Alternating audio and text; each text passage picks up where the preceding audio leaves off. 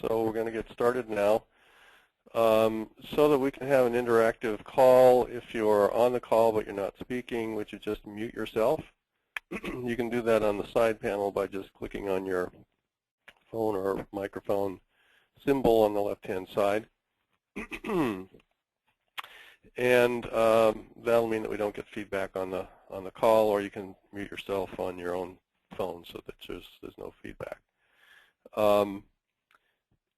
Today we have a few housekeeping things to talk about, and one interesting technical issue to go over, and then we're going to have John Franzen of Objective Risk Management take over the call and talk about insurance as a capital asset. So just a few announcements. One thing I just want to do is to congratulate Tom Alessi, who has left Citizens Bank and is now has his own office in Newton. Tom, what's the name of the firm again? My firm or the broker-dealer? Your firm. Westwood Wealth Advisors. Okay, Westwood Wealth Advisors. Terrific. And Tom, can you just mute your microphone? So congratulations to Tom. Always nice to hear new developments and advances. Just a couple of announcements. The next tap for advisors is February 4, so if you know anybody who you think might benefit from hearing our story, please feel free to let them know. We'll be sending out the invitation on Friday, and it's of course at noon next Tuesday. The next Truth About Estate Planning presentation for clients is February 11th at 6:30 p.m. We have a number of people coming already, but we can always use more, and we need to know how many are coming so we can decide where we're going to actually have the presentation. We're probably going to have it outside the office this time. But please, if you can think of anybody who might benefit from hearing the presentation and learning what questions people should be asking when they are thinking about hiring an attorney, that would be, for estate planning, of course, that would be terrific. We'd appreciate the referral. I wanted to note that you're all, or most of you all, should be receiving something called Planning Partners Press, which is a publication by the National Network that goes out by email or by fax, depending on your preference. And I wanted to note that the most recent one that went out, I think a week ago, had a discussion of a case that's in Iowa called St. Malachy Roman Catholic Congregation et al. Versus Ingram. And it's notable because it basically holds that a financial advisor can be held liable when the estate plan of their client that they participated in, or that they helped the client fund, doesn't work. And the facts are these. Mr. Ingram was a financial advisor. He had a client, and he had the client do some estate planning, brought him to an attorney. The attorney established a revocable living trust, and Mr. Ingram helped him fund it along with the attorney. So the client had a funded revocable living trust. A couple of years later, the client wanted to make some changes to his estate plan, so Mr. Ingram referred him to another attorney. And this time, neither Mr. Ingram nor the client told the attorney that there existed a revocable living trust, and the attorney prepared a will for the client. And in the will, the client gave his, had a disposition so that he bequeathed his house under the will to a friend of his and made a donation to the Roman Catholic congregation. And so then of course he died. The problem was that the client did not own either the house or the money that was supposed to be going to the Catholic congregation. It was all held by his revocable living trust. So his estate plan from the will did not work. And of course the attorney got sued, but in addition the Roman Catholic Church and the friend sued Mr. Ingram, claiming that he was responsible as well, and the court in Iowa held that he was. he was responsible for a plan that didn't work. Always important to make sure that we are being diligent to make full disclosure of everything. And you know, a revocable living trust really works very well, but the attorney who's actually helping the client prepare it needs to know that it exists. So it's a very interesting case. If you didn't get Planning Partners Press, please let me know, and we'll make sure you get a copy of it. For those of you who have just joined the call, would you please click on the side panel and mute yourselves, because we're getting feedback on the call from you. So next time, the next fourth Tuesday for Heritage Partners is... I can hear, I have it on my computer too, but I can hear yours. Kelly, I'm gonna mute you for a moment until we can continue. So you can either mute yourselves by clicking on the side panel, or you can push the mute button on your phone, or dial *6, I believe it is. The next fourth Tuesday is on February 25th, and at that time we're going to be talking about the Kraft case, which is a very interesting case about the whole concept of decanting a trust that was decided last year for the Kraft family by the Massachusetts Supreme Judicial Court, and essentially established the doctrine that we can decant trusts in Massachusetts even though the legislature hasn't passed it. So we'll be talking about the ins and outs of that on the next call. Which reminds me that one of the things that I'd like to be able to do on these calls is to address technical issues that Heritage Partners are confronting or would like explained. So if you have any of those issues in estate planning or the various different types of work that we do, please feel free to let us know, and we'll get it on the agenda. So now I'd like to proceed to the main event, which is the discussion by John Franzen on insurance as a capital asset. I met John last fall, and we've had a number of discussions. John actually is going to be conducting a class for our Step 2 program in March on insurance as a capital asset. And of course, I just want to remind you that there are some presentations that we're going to be giving to clients that we're going to need panel members for, would like to have panel members for. So if you're interested, please let us know. So I'm going to turn the presentation over to John. And John, the screen is yours. Why, thank you so much, Frank. I really appreciate that. And I appreciate all of you coming here today to learn a little bit about my company and my services and what I'm able to do in the insurance marketplace. Before I begin, I do want to congratulate you, Tom. You'll see when we go through my background and history that I made a similar jump, and it's been a good move for me thus far. So let's get started here. I have quite a bit of material to go over. And just to let everyone know, I'm very casual and laid back. So if you have a question, or if you want me to explain something a little bit better, don't hesitate to type in a question or to interrupt, because it's really important for me that you understand what I'm talking about before I move on to the next subject. So feel free to interrupt at any time. And with that being said, let's get started with my background. I started off working at a captive agency.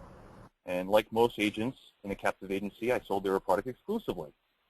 And anything else that I wanted to sell, I received little to no support. And I didn't drink the Kool-Aid for that long before I broke off and I became an independent agent, which allowed me more flexibility and freedom to work with other carriers. But the downside is that you have minimum target requirements. And what that basically means is that if you want to maintain a contract with that carrier, you have to do so much business with them. So there have been instances where perhaps there could have been a better carrier, but because of these minimum target requirements, I was having to redirect some clients to them, and that never really sat well with me. So from there, I went and I became a regional account manager for a general agency. And in the 19 days, and I was essentially their back to support. Any insurance strategies, illustrations, ordering medical exams, records, taking the policy from application to policy delivery. While I was working in this capacity on my own into the policy review and performance evaluation concept. And this got the attention of all the higher-ups at the agency, and they ended up using my services for all their top producers nationwide for their high-level advanced market cases. And things were great. I really enjoyed it. However, down the amount of time that I spent doing policy review and performance evaluation compared to all the other hours doing payroll and recruiting and just all the other stuff to make sure that the agency is functioning, I really personally prefer to spend more time on the policy review. And on that note, I had a moment of zen. And that's when I was working with a family office that had 30 life policies inside of it. And the combined death benefit of this family office with the 30 policies was just over $21 million. They had a cash value of $5 million and an annual premium of $191,000.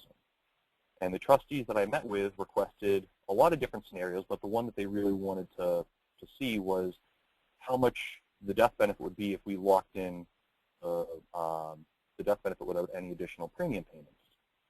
And about 90 hours later, I offered a combined death benefit that was guaranteed of over $23 million, and they did not have to pay any additional premium payments, and the company that I suggested to them was a stronger carrier than they currently had.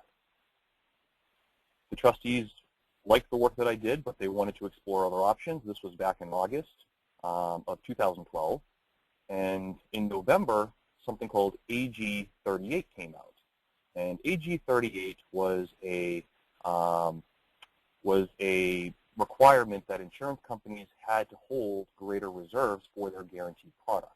And any time an insurance company has to hold greater reserves, that means that there's less benefit to the client because the company can't use those reserves to make more money for the bond portfolio, money markets, or whatever it is that they're invested in. So I met with the trustees and I urged that they make a decision because there was a high probability that the benefits that they, the analysis that I provided, the benefits that they were going to receive could easily change for the worse. And they politely declined because they thought it was just another sales tactic. So in February of the following year, the trustees requested that we move forward with my recommendation after all the other analysis that they had done and people that they had brought in. They decided that my recommendation was in fact the better one. So I spent 30 hours updating all the policies to reflect all the reprices for AG 38. And as a result, the death benefit dropped from $23 million to $18.5 million, which is about a $4.5 million swing, if they didn't want to maintain that no additional premium requirement. And to this day, the trustees still haven't made a decision, and the carrier that they're currently with has their financial strength has gone down. So I ended up starting my own practice. That was the straw that broke the camel's back. I said, I know what I like to do, and this is what it is. So the first thing I did when I started my own practice is I wanted to eliminate the commission structure. No commissions, bonuses, overrides. The only money that I would accept is the money from the client. And because I'm structuring myself in that manner, if I do make a recommendation, like this family office, and I recommend you should move now before AG 38 takes effect, they would, I think that they would listen to me as a result of that. So I want to be that trusted resource for the client and the advisor. Whether the policy calls to be replaced or to keep it, with my model now, it's not an issue. With my previous model, there was a conflict of interest because, unfortunately, I could spend 90, 100 hours worth of analysis and make nothing if nothing was sold. But under this model, whether I recommend a replacement or keep the existing policy, it really doesn't matter to me. In this model, I also have the flexibility to work with any carrier, not just the ones on my roster. And at my old general agency, we had a very impressive roster. We had over 50 carriers, and unfortunately, the ones that they didn't carry were some of the ones that do get some attention. Sometimes people do want Northwestern, the Guardian, MassMutual, and New York Life. And with this model, I'm also able to take the required time to properly analyze the policy and evaluate all the options as I see fit. I'm also more focused on educating the client to help them make an informed decision, which is really what this is all about. And managing life insurance as an asset class. That's something that I'm going to get into a little bit more later on in this presentation. But it's important to manage life insurance because a lot of policies are sold without any follow-up. Once the commission has been made, the agent moves on, the insurance policy goes in the safe deposit box, and from there on out, it's you just crossing your fingers hoping that it'll be there when you need it. And lastly, my old boss was great, but I like my new boss even more, and obviously that's me. So when I did my insurance reviews, over 90% required significant changes. People's insurance needs change. Tax laws can change. Right now we're in a low interest rate environment. Dividends aren't paying as much as they have in the past. Insurance costs have increased because of additional regulations and just changes in the marketplace. People are living longer, so before a policy might have been sold thinking that age 90 was perfectly acceptable, and now with medical technology and advancements, people are living to 95, maybe even 100 years old. So that policy, if it was designed to last until age 90, is no longer a viable option. And unfortunately, and I come across this quite a bit, the design was just done incorrectly right from the get-go. So with the anatomy of life insurance, we have the face amount, which is the amount the policy pays out upon the insured's death. We also have the cash value, which are premium overpayments, and they grow inside the policy tax-deferred, either at interest or dividends. And this is what I'm going to spend a lot of time talking about today, is the insurance corridor. And the insurance corridor is the net difference of the face amount and cash value. Okay?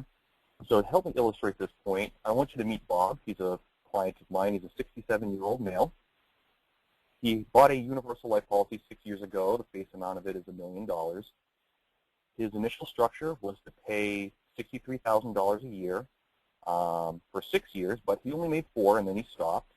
And he knows that he didn't make as many payments as he should have, so he contracted my services to see how the policy is doing, and he wants the death benefit to stay in force till age 90. Now, the review process is, is all about discovering and information gathering. So I work with the Trusted Advisor Network to reevaluate their insurance needs. I would like to say that unlike other insurance professionals, I don't like to be or consider to be the tax or legal expert in the room. I know and I love insurance, but when it comes to those areas, I'm not licensed or qualified to discuss those things. So I always try to work with the Trusted Advisor Network to determine what the insurance needs are. Then I get the signed authorizations and request information from the carrier, at which point I'll do a review of the policy, the original and the current illustration. The information is then analyzed. I calculate the cost of insurance, the net gains and losses, any fluctuations, the trends for the interest and dividends, as well as surrender charges, and then I apply those calculations to create simulations on how to achieve the insurance needs with maximum efficiency. And this is an illustration for Bob. And as you can see, on the left side, you have your guaranteed charges paying out 4%, which is the guaranteed rate. And on the right side of the chart, you can see the current insurance charges and a current rate of 4%. And you guessed it, the guaranteed rate of 4% is also the current rate, which means that this policy is paying the minimum interest rate as it's dictated by the terms within. And on the non-guaranteed side, the policy lapses in year 24, which is well short of the client's goal of age 90. And in order for me to really figure out how do we get this to age 90, I run simulations using a spreadsheet that I put together. And I'm going to switch over to that right now. What I have here is a chart that I carried over from the carrier. All the columns in dark blue with the white backing or the white text is all the carrier information. I don't modify any of that. I calculate what the surrender charges are based on the policy and the drawdown. And what I do, if I move here, is I take the projected value, I calculate what the insurance corridor is, which is essentially the death benefit subtracting the policy value. That's the net amount at risk or the insurance corridor. And I reverse engineer the math to find out what the cost per unit is. Once I figure out what the cost per unit is, I can then simulate what this policy does based on the criteria that I've come up with. And by doing so, I'm going to switch back to the presentation here. I can see this is the insurance corridor. This orange section is the insurance corridor. The blue section is the policy value. And you can see this tapering off to age 84, where at this point, one of two things is going to happen. The policy is either going to lapse, or the client can continue to pay the full cost of this insurance corridor, which is not cheap and is not always viable for all clients. So a couple of the other simulations I run are, this is the exact same illustration but showing to age 100. So this is what the client currently had. I ran another illustration where I reduced the death benefit by $500,000 in year 10. And I was able to do this because there was a provision in this particular policy that allowed me to reduce the death benefit without any surrender charge or penalty in year 10. It's a clause that's specific to this contract, so I ran some simulations doing exactly that. And as you can see, just by reducing the death benefit, because the insurance corridor is a lot less, the money actually is able to grow a little bit, and it actually extends out to about age 96. In another simulation that I ran, I did a little bit of a hybrid approach where I reduced the death benefit by $250,000 and I increased the premiums by $8,500. And because there is a larger insurance corridor that called for the additional premium payments, but as you can see, this policy is relatively healthy and it extends to age 100. And then on the last simulation that I ran for him, to meet his goal of keeping this policy in force to age 90, I increased the premiums annually by $9,000 a year, at which point the policy would lapse around age 91, and he would be able to keep the full $1 million death benefit all the way up until that point.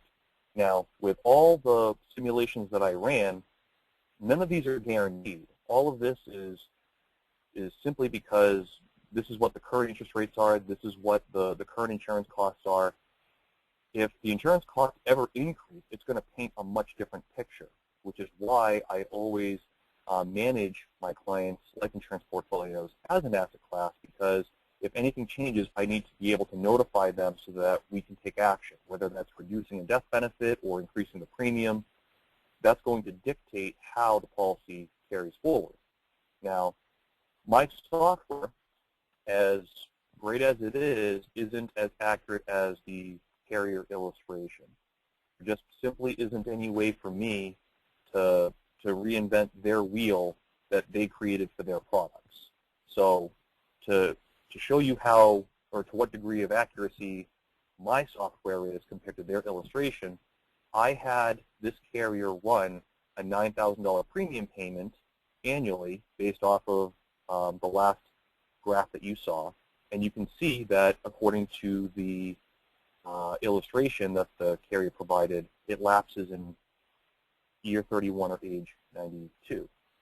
If you look at my software, to my simulation, you can see, I'm going to zoom in for you, but this is the chart on the right. You can see where it lapses around age 91. Allow me to zoom in. I'm able to modify the criteria. I put in $9,000 worth of premium. I maintain the death benefit and all the other calculations. I carried over the information for what the costs and the increases were, and I am able to project fairly at the illustration from the carrier said age 92, age 90, age 92. And for me, there is money in the account in age 92, but it is exhausted at some point during that year. So we're literally talking within a year's accuracy using this type of software. And through the simulation, I can remember in year 11, I can reduce that death benefit without any penalty. I can come in here and I can change the landscape, and you can see how it affects the projected policy value and how healthy the contract will be. And this isn't a guarantee by any means, but it is just something that is going to allow me to get at least a ballpark figure so that when I go back to the carrier, we can at least have illustrations that are going to be relevant rather than throwing darts in the dark, so to speak. So the importance of the simulation is to quickly assess the policy structure and the criteria to maximize its efficiency. It's not as accurate as the carrier illustration, but it gets the numbers in the ballpark so that we can order something that's relevant and save time. And it's also easy to understand the information due to the visual aid rather than just on the numbers alone. At this point, I'm going to pause and ask if anybody has any questions before we move on to the next subject. Yeah, I had a question. On the illustration that you originally showed, why, if both the guaranteed is at 4% and the other one is the non-guaranteed is at 4%, why are they different? The difference between the two, and that's a great question. I'm going to back it up here, Frank, for you. Let me close the. So on the illustration, you have the guaranteed side at 4% and the current rate of 4%. The reason why the guaranteed side lapses much sooner than the non-guaranteed side is because in the contract itself, there is guaranteed maximum rate that they can charge. So I'm going to come back to my table here. Oh, so that illustration shows it at the maximum rate. Exactly. So right now, my cost per unit, let's say it's $12 or $13 per thousand. But when you come over to the guaranteed side, if you look at the policy, it could be 3 or 4 times that. So the guaranteed side is assuming the highest charge as possible, which frankly is really unlikely, but it's built into the contract, which is why they have to illustrate it. But then on the current side, and that's really highlighting the importance of managing it actively, is to keep a tab on those insurance costs to see where they're going and what they're doing. But the current charges is really more realistic about what the client can expect if everything stays according to the illustration. And there is no guarantee that by paying $9,000 a year that this particular client would have coverage to age 92. There could be a cost increase when he's 75, and unless he is aware of it and does something about it, that could drastically reduce the longevity of this contract. And that's what a lot of people who own these types of policies face in the marketplace today. Any other questions? Okay. The next segment that I'm going to get into is case design, because that's something that I'm also brought in for, is how do you structure a case where there's all these different carriers, who's the best? So we're going to take another client of mine, Bill, who is a key employee at his respective company, and the ownership has decided to offer him an executive compensation package to retain his services until he's retired. Currently, Bill is 50. He's planning on retiring at age 66 when Social Security kicks in, and in exchange for his work ethic and not going to a competitor, the company will purchase a policy and pay the premiums on it that will offer him a tax-free disbursement during his retirement, as well as a death benefit. Now, through this segment, there's going to be a lot of numbers, and I don't want you to get caught up in it. I owe this to you all so that you can understand how much work is going into the decisions and recommendations that I come up with. But for this particular scenario, we have all these different carriers on the left-hand column. You have the product names, you have the initial death benefit, what the cash values are prior to the funding of the disbursement, and then the actual disbursements for Bill's retirement. And then upon the completion of the disbursement, this is the remaining death benefit. I put in this column because this column shows the commissions that the agents would make on this. And you can see the payments in of $30,000 for 15 years with this disbursement coming out and a death benefit the remaining years thereafter. Now, a lot of agents, when they sell insurance, sell it exactly like this. They'll go to their back office. Their back office will run 5 or 10 different companies and come up with a grid very similar to this. And they'll sit down with a client and say, if you want the highest death benefit, ING is paying this, and you'll have a very similar annual disbursement. But if you want the highest disbursement, Hancock is your #1 bet. Hancock has a much better Condex ranking than ING, but if you don't care about that, then ING, if death benefit is your focus, is the best option. The problem with this thinking is that the initial death benefit starts off high. So if you want to think about that insurance corridor that I keep referring to, as these $30,000 payments are going in, this $845,000 upper limit is creating a very large corridor which has a lot of costs just to maintain that type of coverage during the accumulation stage. As a result, when you take your disbursement, there's less money inside there to exit out for bill. So the really good agents will do what's known as a tailored approach, where the $30,000 goes in, the funding payments still the same, but because the initial death benefit, instead of $845,000, they've reduced it to the minimum allowable by the standards before you met the contract. A modified endowment contract is something that, for this type of structure, is very bad, and you don't want to create those types of tax consequences for something that you're going to anticipate taking money out of.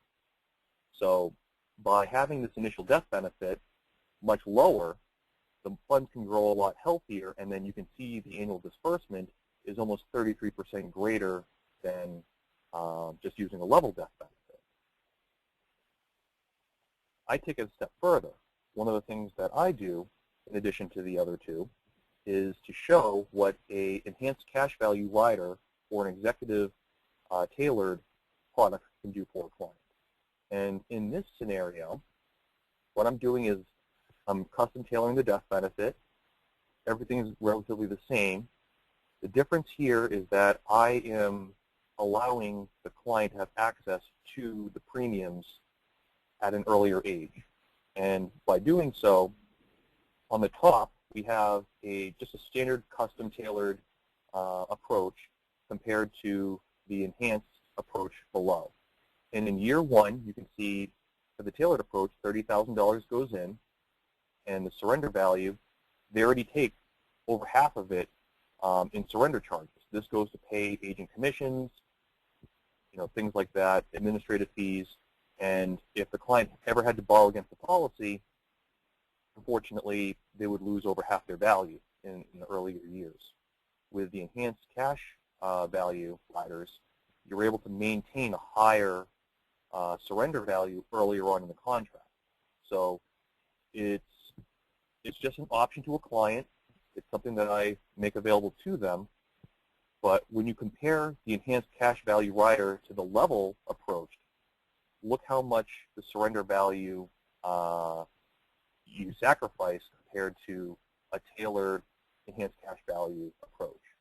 So these are just things that the client is made aware of so that they can make an informed decision. I'm not necessarily telling them that one is better than the other, although most people can make decisions for themselves based off of this information. And one other thing that I do with these types of structures is that I anticipate that these policies are not always going to be as the original illustration intends. So for the next series of graphs, I have actually illustrated all of these at 1.5% less interest or dividends than they were currently paying. So you can see Hancock still has an initial death benefit of $845,000. The $30,000 is still going in. The payments are still the same, but look at the disbursement and what happens to it. On the level death benefit approach, it goes from over $30,000 to reduced to $9,000. And half the other companies won't even make it to the disbursement because they just simply lapse before then. I run the same thing for the tailored approach, and even though these policies are performing 1.5% worse than what they were originally illustrated at, because they were actively managed, the disbursements are still very similar to what they were originally intended to be. And this is what exemplifies the importance of managing life insurance as an asset class. Because even though you can't control market conditions or cost of insurance, you can control what you're able to do to combat those factors and still achieve your financial goals. And then lastly, just showing the enhanced cash value scenarios where the disbursements are still quite similar to what they were before. So, importance of managing life insurance as an asset class. Your other investments are actively managed. Why not insurance? What would happen to an insurance portfolio if the interest or dividends decrease and no action is taken?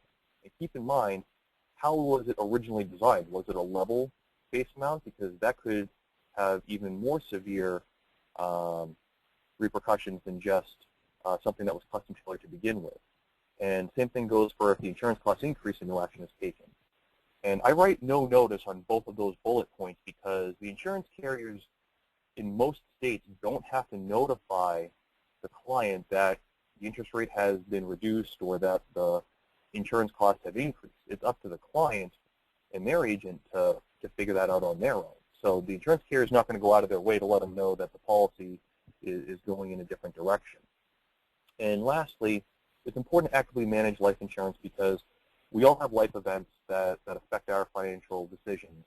And whether it's a divorce, a change in beneficiary, or even some health issues, these are all factors that are usually at the bottom of everyone's list when they happen. I mean, no one's thinking about, oh, I'm diagnosed with cancer. Let me, what about my life insurance? How's that looking right now? I mean, they have much more important things that they have on their mind than what their insurance policy is doing. And unfortunately, it could have adverse results depending on what the financial goals are with new classifications.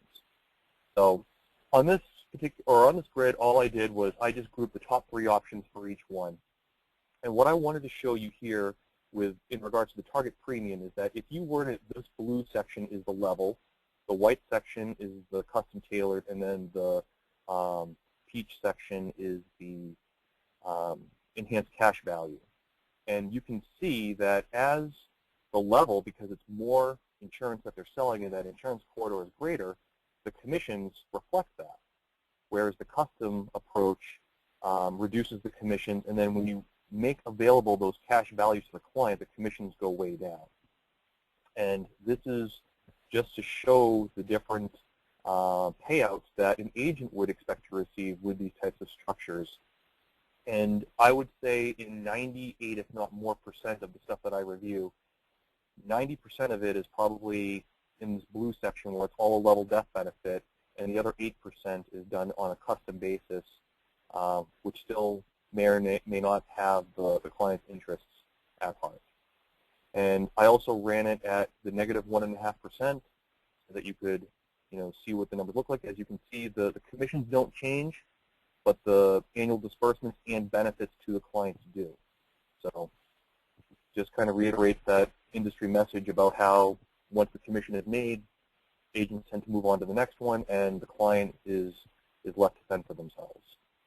At this point, I'm going to take another brief break to see if there's any questions here.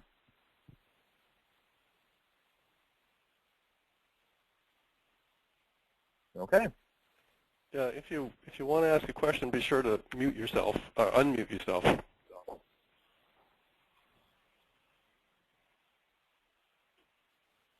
I'm either doing a really good job explaining this, or I'm putting people to sleep.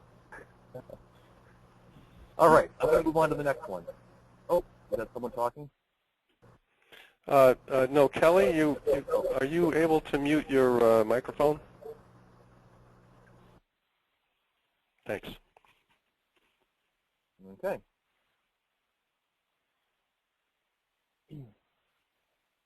Another service that I offer is policy diversification. I'm not going to spend too much time on this because policy diversification is an entire topic on itself, but I'm going to give you enough just to understand the concept of it. Basically, policy diversification is when you have multiple policies and you don't know which ones you should keep and which ones are too expensive. So through this analysis, I calculate the cost structures for every policy. I show the trend for the policy efficiency as well as the insured increases in age. And using this trend, I illustrate from the carrier, or I request the illustrations from the carrier to substantiate my analysis. And once the client and the trusted advisor network are all satisfied, we execute the plan moving forward. So for this example, I have a survivorship policy for a couple that's in their late 80s. And there's 2 universal life carriers, 1 whole life carrier. They all have different base amounts. One's $10 million and the other one is 9.8, and the whole life carrier is 2.1. They all offer different guarantees in force based upon the premiums that are to be paid and have been paid. And with Carrier 1, $1.1 million has been paid in. With Carrier 2, $3.6 million has been paid in. With Carrier 3, $1 million has been paid in. Here are the current policy values. Going back to that whole concept of the insurance corridor, you can see that the whole life carrier, their corridor is very narrow. It's only about $1 million wide, I guess you could say. With the second universal life carrier, that corridor is about $6 million wide, and with the first carrier, it's sizable at almost $9 million wide. So it should be to no one's surprise that in order to maintain the contracts over the next 5 years, that Carrier 1, because it has the largest corridor, has the largest cost in premiums. Carrier 2 has the medium-sized corridor, hence the medium cost, and the whole life carrier with the smallest corridor has the lowest cost. But just because the cost moving forward is higher or lower than each other, it really doesn't tell the whole story, hence the purpose of this analysis. The cost ratio for the amount of money paid in over the next 5 years, in addition to what's already been paid in, the first carrier actually has the highest cost ratio. The higher this number, the better, whereas the whole life carrier has the lowest. And when you look at the internal rate of return on all the premiums paid, what's already been paid and what will be paid for the next 5 years, the first carrier offers the greatest rate of return on those premium dollars, whereas the other 2 trail behind. And then I projected it out another 5 years for a total of 10. So a couple that's in their late 80s, if they make it to their late 90s, they're still, based on the premiums that they're paying, the first carrier appears to be the most efficient, and the whole life carrier, I mean, from a cash position, it's the strongest, but for this particular client, cash value is really of no importance. They have cash in other places, and we can, using this type of an analysis, we will examine other options, such as how do we shift these policies around and premium dollars around to find out the most efficient way to get a $15 or $18 million death benefit. Whatever the trusted advisor network comes up with, I'm able to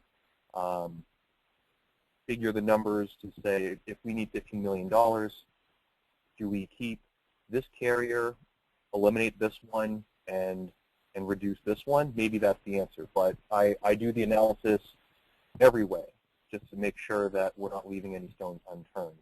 And it's a process that is quite intensive, but it's truly the only way for a client to get an idea of which policies are the most efficient and how do we accomplish their goals moving forward. So, lastly, I want to get into a case study of a client that I had where the commission trumped the client interest. And just to preface this, I want to let you all know that life insurance brokers or agents are not fiduciaries. They do not have the code that is PAs are held to, nor is there any legal. A policy owner cannot sue because they bought a policy that was more expensive than other market alternatives. It just hasn't happened. There's no case law to support it, and frankly, I don't think it'll ever happen, just because you have that choice to shop around and to buy from whoever you would like. Conversely, policies that have lapsed after significant premiums that were paid in In most cases, there was no recourse to the carrier or to the party who faulted. Now, I have personally been involved in mediation and in litigation where there was fraudulent activity on the agent or carrier's behalf, and they intentionally misled the client to believe something about their policy that simply was not true. And we have had success in some cases taking that to the court system. However, I would never recommend going that route. I would always recommend avoiding that at all costs because it is not inexpensive, it's very stressful, and there's just simply better ways of managing life insurance than waiting until it gets to this point. And unfortunately, a lot of clients tend to stick their head in the sand when it comes to insurance. They're always wondering about their life insurance, or I'm sorry, they're always wondering about their investments, they're always wondering about their real estate, but or their business. But when it comes to life insurance, they tend to forget about it. And it's always important to make sure that you don't face those issues because it's very expensive to litigate against the carrier. And frankly, unless there's a clear paper trail that the carrier was participating in fraudulent activity to defraud the client, it's very tough to win against the carrier and the agent. And lastly, never ever underestimate the allure of a better payday. And I can illustrate this with a client that I had. The client had an aortic valve replacement about 10 years prior. The client was age 34. He needed $500,000 of term insurance for a period of 10 years. Some of the health issues that he experienced was that valve replacement, but he was also a type 2 diabetic. But the good news is that he controlled his diabetes with diet alone. He didn't have to go, he didn't have to take any insulin or anything like that at all. And initially, the client worked with a seasoned agent who had access to 40-plus carriers and experience with impaired risk cases.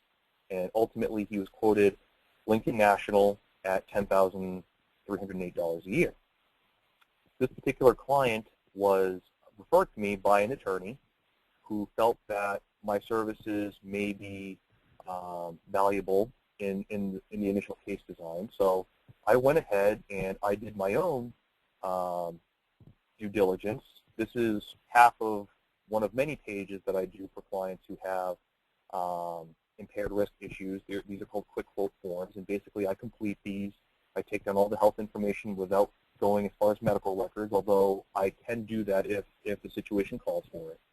And what I'm able to do with these quick quotes is that I go out to all the different carriers and I anonymously shop it around. There is no identifying information that the carriers can use on him, so it's strictly, they're taking me at my word, and they will make an offer, and then if we decide to apply to that particular carrier, they will keep this quick quote in their records to refer to it, but they're still going to do a full underwriting, and if anything deviates from what I was able to provide for the quick quote, it's going to change the rating that he's given. And as a result of this, I came up with the same number that the other agent did, $10,000, or $10,368 in premium with Lincoln, but Prudential surprisingly came in under. They came in at $9,600. And then from there, everyone else is third and worst. It ranges anywhere from, the 11,000 to 26,000 if you wanted to go with Nationwide. And as you can see, you have the underwriter comment about how they came up with the premium numbers, what they're going to look for his exams and in his medical records. And this gives us an opportunity to look at it and say if there's any issues, if there's a cholesterol issue or if there's a stipulation and we know that the client won't qualify, we can eliminate that carrier from the analysis from the get-go. And when I completed this, the client had a question for me. He said, if you can get a policy with Prudential, why didn't he offer it to me? Why did he offer me Lincoln? And it wasn't until the light bulb went off in my head, and I remember the commission structures from being a general agent, and I said, the breakdown is as such. I said, both Lincoln and National are offering the same thing, $500,000 at a term of 10 years. They have their different ways of classifying the underwriting, but the premium difference is is substantial over a 10-year period, but the agent upsold you because Lincoln pays 90 basis on the premium of $10,000, whereas Prudential only pays 65 basis on $9,600. And then on top of that, there is no commissions on the flat extras. So when you subtract the flat extra out of this $9,600 of premium, that only leaves a commission of $5,400, whereas the commission on the Lincoln product was about 72% more, or $3,900. And the real disappointing aspect of this whole case is that if the client didn't enlist my services and went with Lincoln, which by all accounts, if you look at the prior graph, it's still, Lincoln still beats out all the other carriers, SPLI, MetLife, Hartford, Principal. I mean, all good carriers. I mean, Lincoln beat them all out. But the difference is that the client would have had to pay $7,600 more over a 10-year period. So this is just another example of how in the industry it's easy to rationalize and say, well, I'm going to give them the second best option and I'll make 72% more money. And it happens all the time. I mean, I've been in the business almost 10 years now, and unfortunately it's just something that I think is part of the culture and mentality of the people selling the policies. And I don't want to take anything away from the good agents out there who would offer Prudential in this situation, but unfortunately the amount of good agents are outnumbered by the amount of agents who do put commission first. So that concludes my presentation. I'm coming up on the hour, and I just wanted to open up the forum for questions if anybody had any thoughts or comments that they wanted to share.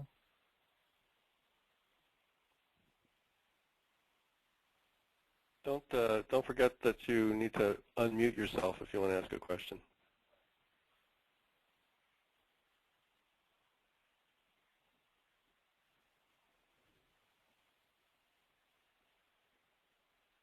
All right. Well, I'll turn it back over to you, Frank. That's really all I have for you today. And if there's any questions, if anybody has a client that they may be thinking of where they could have an insurance policy that hasn't been reviewed in a while, I'd be happy to take a call and look it over with you and get an idea if my services would be a good fit for you and the client. Hi, John. This is Peggy McGillen and Kelly Litchie, and we're up in Concord, Mass.